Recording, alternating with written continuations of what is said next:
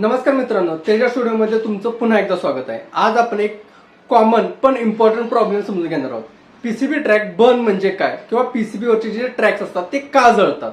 आपण बऱ्याच वेळा पाहिलं असेल की टीव्ही बोर्ड्स असू द्यात, चार्जर्स असू द्यात, एसएमपीएस किंवा इन्व्हर्टरचे बोर्ड्स असू द्यात, ते उघडल्यानंतर एखादा ट्रॅक आपल्याला काळा पडलेला दिसतो, तर कधी कधी तो तुटलेला सुद्धा असतो। यालाच आपण म्हणतो की पीसीबी ट्रॅक बर्न झालेला आहे।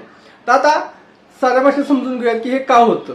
पीसीबीवर जे कॉपरचे जे रस्त्यांसारखे जे लाईन्स असतात त्यांना काय म्हणतो आपण, ट्रॅक्स म्हणतो। पण याच ट्रॅकमधून जर करंट फ्लो होत असतो आणि या सगळ्या कॉम्पोनंट्स जे असतात पीसीबी बोर्डवरती त्यांना तो मिळत असतो, तर हा ट्रॅक जळण्यामागची कारणे काय हे आता आपण एक एक करून जाणून घेऊ। तर पहिलं कारण काय तर शॉर्ट सर्किट। जर पॉझिटिव्ह आणि ग्राउंड एकमेकांना लागले तर अचानक खूप मोठा करंट फ्लो होतो आणि करंट ट्रॅक सहन करू शकत नाही आणि तो काय होतं, गरम होऊन तिथं जळून जातो। हे त्याचं पहिलं कारण आहे। दुसरं कारण आहे की ओव्हर करंट। ट्रॅक जितका करंट सहन करू शकतो त्यापेक्षा जर जास्त लोड लावला तर ट्रॅक हळूहळू काय होतो, गरम होतो आणि तो बर्न व्हायला चालू होतो किंवा तो बर्न होऊन जातो। तिसरं कारण आहे थिन ट्रॅक डिझाईन। काही पीसीबी मध्ये ना ट्रॅक्स हे खूप पातळ असतात किंवा खूप छोटे असतात।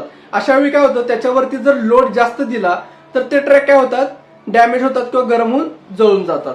चौथं कारण आहे रिव्हर्स पोलॅरिटी। सप्लाय जर उलटी दिली तर काही कंपाऊंड्स मध्ये शॉर्ट सर्किट होतं आणि हेवी करंट फ्लोमुळे ते ट्रॅक्स जळतात। आता कसे ओळखायचे की ट्रॅक बंद झाला आहे, तर पहिल्यांदा तुम्ही बघायचं की पीसीबी बोर्ड कुठे काळा पडलेला आहे का। दुसरी गोष्ट, कुठे ट्रॅक तुटलेला आहे का। तिसरी गोष्ट, जर बंद झाला असेल तर तुम्हाला त्याचा थोडासा वास येईल किंवा स्मेल येईल। त्यानंतर तुम्हाला असंही जाणून येईल की सर्किट चालत नाहीये।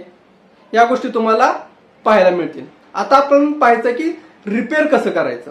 सर्वात आधी काय करायचं की जळण्याचं कारण शोधायचं, का जळाला, शॉर्ट आहे का, कॉम्पोनंट खराब आहे का, ते आधी पहिलं तपासणं गरजेचं आहे। नंतर काय, जळालेला जो ट्रॅक आहे तो आधी काय करायचा, क्लीन करून घ्यायचा आणि त्या ट्रॅकवर कॉपर वायर किंवा सोल्डर करून काय करायचं, ब्रिज करून घ्यायचं।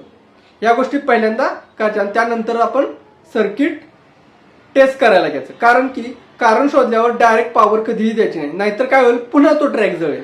म्हणून पहिल्यांदा कारण शोधायचं की कशामुळे झाले आणि त्याच्यानंतरच पॉवर सप्लाय ऑन करायचा। आता तुम्ही पाहिलं असेल की मोबाईल चार्जर मध्ये जर शॉर्ट झाला तर पहिल्यांदा काय होतं, मोबाईलमध्ये इनपुट साईडचे जे ट्रॅक्स असतात ते पहिल्यांदा जळून जातात, कारण तिथं हा करंट काय असतो, जास्त असतो। म्हणूनच ट्रॅक बर्न किंवा ट्रॅकचे प्रॉब्लेम्स आपल्याला पाहायला मिळतात किंवा हा जो प्रॉब्लेम आहे तो काय तर आपल्याला एक वॉर्निंग देत असतो की काहीतरी सर्किटमध्ये गडबड आहे।